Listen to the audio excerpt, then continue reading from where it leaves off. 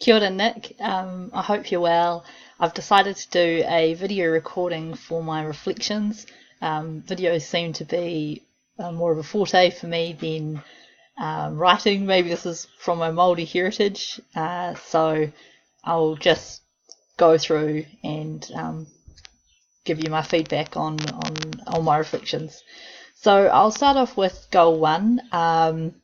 So this was by the 24th of August. I will have researched and critically examined the concepts of inclusion and inclusive education and implications this has on mainstreaming the resource teachers of vision. So I chose this because what I find really interesting within within inclusion is how the individual person affects inclusive education for the children. So I'm quite interested about attitudes, barriers, collaboration, how systems are set up for inclusion, and this was my first literature review which I've ever written. So that was really difficult for me. I possibly may be overthinking it, but I think it's just the fact that I did a fine arts degree in painting, so I actually didn't get very much practice writing essays at all, and I wasn't that great at English at school, so that's just my background for you. So I'm really proud of what I've done. In terms of reflecting on inclusive education, the implications for the teachers, the literature review I did, the main things I found, the main themes in the literature were values and attitudes towards inclusive education.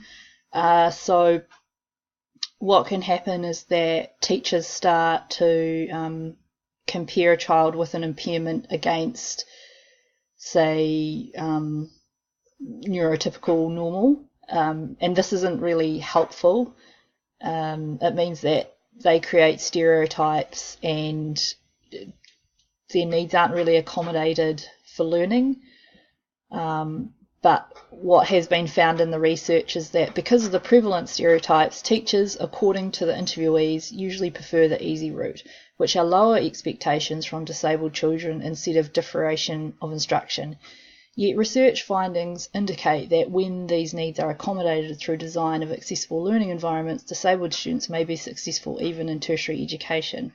So again, the environment has not been changed due to the attitudes of the teacher, which means that values and attitudes in inclusive education are really, really important.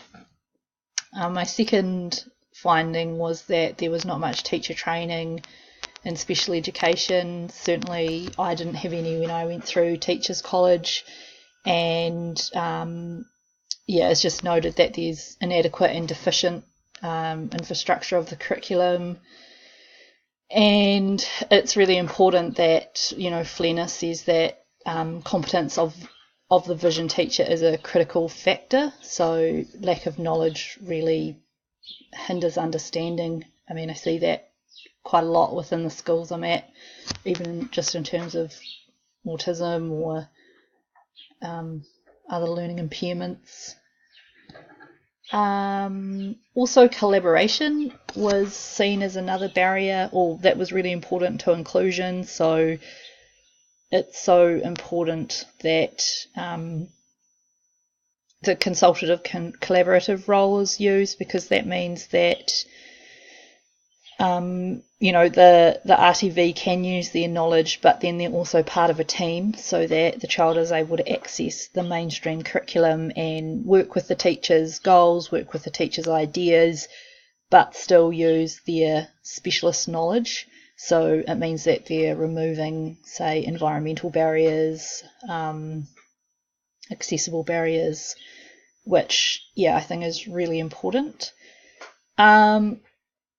The other thing I noticed about this area, and then with my conclusion, what was interesting was that sometimes, I noticed this, that sometimes when, the kids might go to immersion, or they might go to our centre for a learning day, I noticed that the teachers are like, yeah, that's great, because they'll kind of get what they need, but in the literature, this idea backed me up. It says teaching practices need to focus on excellent differentiation and quality fit for purpose programs, and not to be confused with historical notions of context-specific learning, because I think what can happen is that previously in the past, children with impairments or learning disabilities have been moved to separate buildings, separate locations, and like mainstream people have just thought, oh yeah, the environment's really fit for purpose. And yes, the environment is fit for purpose, but actually the main thing that actually is changing is that there is a person with the correct attitudes and values for learning to help that child learn. So I think the main thing to inclusion is that you have the correct attitudes and values, because if you have the correct attitudes and values, your program is going to come from a really positive place of high expectation, of being able to advocate, of being able to make sure that you understand the child and you understand all the workings behind the child and the family, and then you're more likely to get a really good result. This isn't exactly for inclusion, but a lady at our work talks about personalised service, and I really love it, how she says everyone's so different that it's actually creating a personalised service for each person. It's just like, the kids with CVI, it needs to be so personalised, like the kids that I work with complex needs. But, first of all, it's actually thinking that, yes, they deserve an education, like, how it says in the human rights and the United Nations. It's like everybody is able to have an education, whatever type of impairment, or whether you're neurotypical or not neurotypical. So for me personally, that idea writing this inclusive paper has really helped me with that. I'm talking so long. Oh, whoops. So I will just go back. I don't want this video to be too long for you. So then also I just tagged on for the inclusion. It was a little bit more of an afterthought. I haven't written it into my goal. I just put it out there in a forum. Inclusive education, more about quality teaching and less about impairment categorization, your thoughts.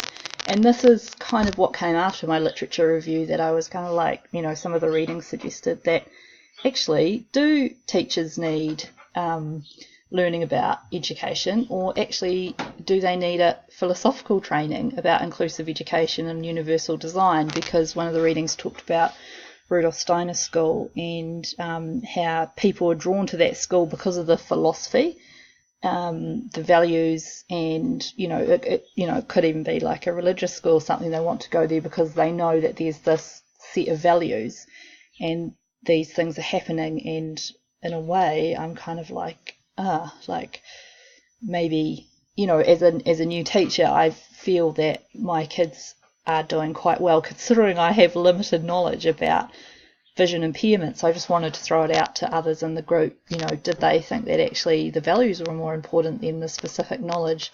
I got some really good feedback, especially from Kay and Janet.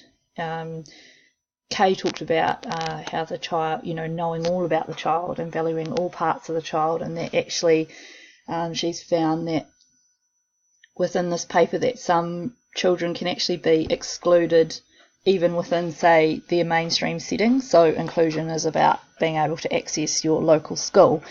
And Kay said that she's finding that some of her students are being excluded within that mainstream setting, and that when, they get together, all the kids with visual impairments get together, that they have that understanding of that there are people like them, and, they can often feel isolated in a mainstream school. So she thought that it was really important that they have the balance of both those things. And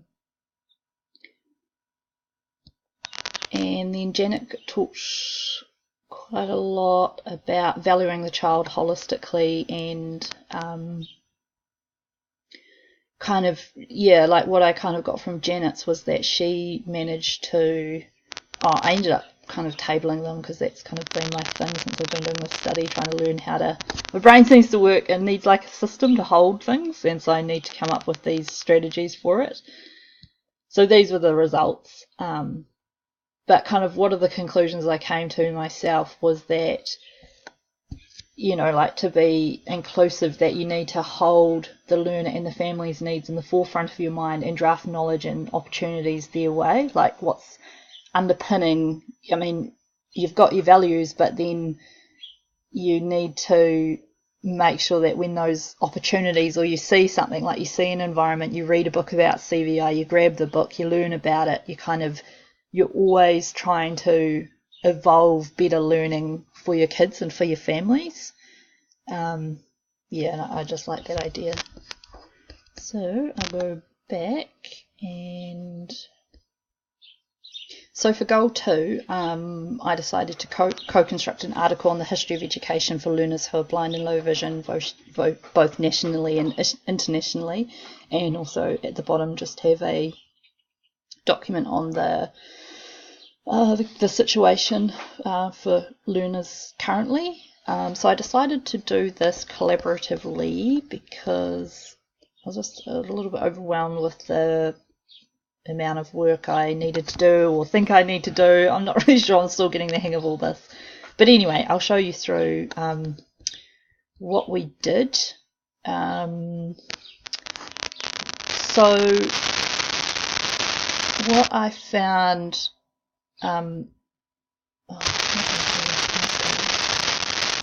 yeah, that's right. I kind of thought that actually this goal was a little bit kind of like not specific enough. So for domain 2, I'm going to write it more try and write my goals more specifically. That's one thing that I've realized that will help me if I write my goals more specifically, so that the measurable part, it might be list 2 assessments, or as opposed to just kind of generalizing over the whole lot, which is why I think I've been finding things a little bit overwhelming.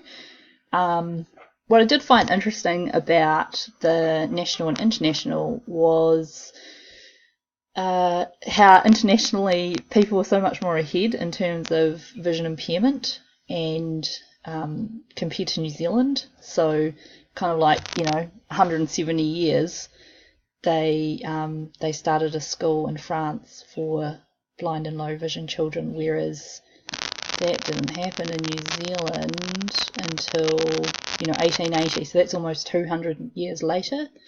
And then it was really interesting to learn about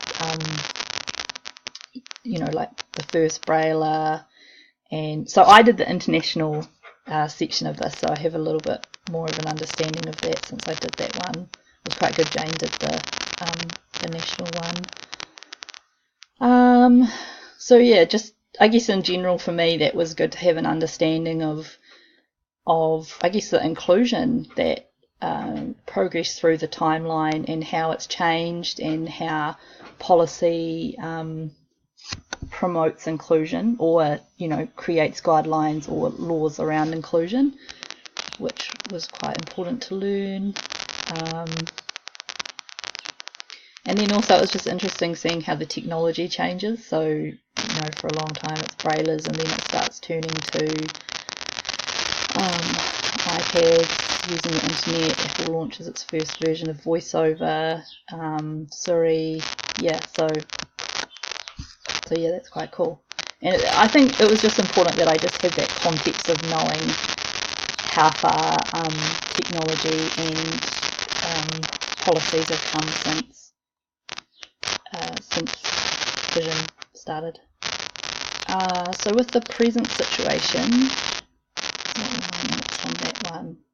So I did the New Zealand situation and Chloe did the international one. And what I really loved about the present situation for New Zealand services was within the Blends curriculum, it has all these beautiful guiding beliefs. That's what I really love about Blends, is that it's really important that the Treaty of Waitangi, the Declaration of Human Rights, New Zealand Disability Strategy, Te Whāriki, all these documents are embedded in our values. What was quite interesting was, as Nagel G says, itinerant resource teachers are primary advocates for and facilitators of appropriate quality education for their students. So what I realised is actually I need to know all of this stuff really, really well, so that if I see a breach in the Convention of Rights, or if I don't know that, this is what says in the disability strategy, I won't be able to advocate for my kids as well. And that's how I see it. The more knowledge I have,